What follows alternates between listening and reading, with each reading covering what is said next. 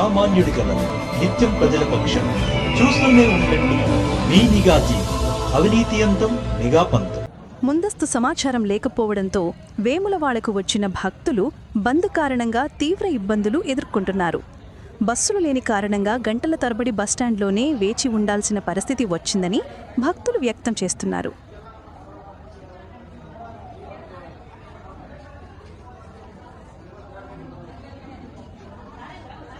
నా పేరు కృష్ణారెడ్డి. ఎక్కడ నుండి వచ్చి? నేను గోదావరి నుంచి వచ్చాను. టెంపుల్కి వచ్చారా? టెంపుల్కి వచ్చాను.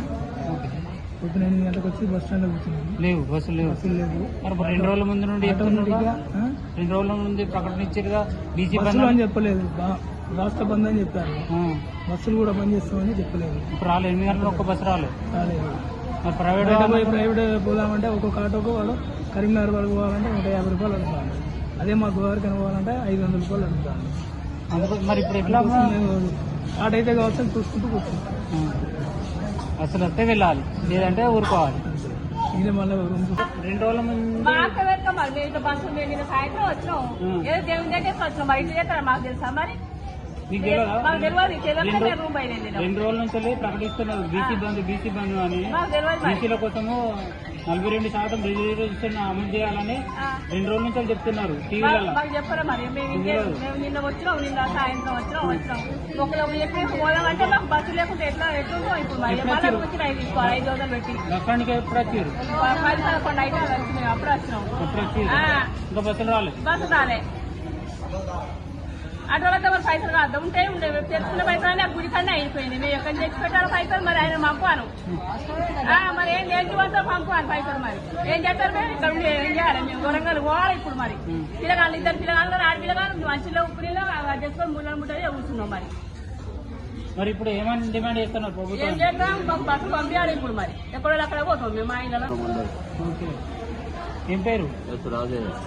మరి బస్సులు బంద్ అని 2 రోజుల ముందే చెప్పారు కాదు? బస్సులు బంద్ అని మాకు ఎవరు చెప్పలేదు. 2 రోజుల నుంచి చెప్తున్నారు తెలంగాణ బీసీ బంద్ అని. తెలంగాణ రాష్ట్ర వ్యాప్తంగా బీసీ బంద్ అని 2 రోజుల నుంచి చెప్తున్నారు. చెప్పడానికి ఎందుకు వస్తాం మేము? మరి ఇప్పుడు ఎట్లా పోతారు? బస్సు బంద్ అన్నప్పుడు బస్సులు వేసినప్పుడే పోతాం. అంతేనా? అడిగినా ప్రైవేట్ వాళ్ళు? ప్రైవేట్ వాళ్ళు 200 అడుగుతాను.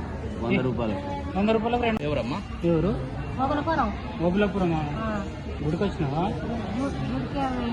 ఓకే. ఇప్పుడు ఏది బస్ కోసం చెప్తున్నావా? బస్ వచ్చిందా మరి?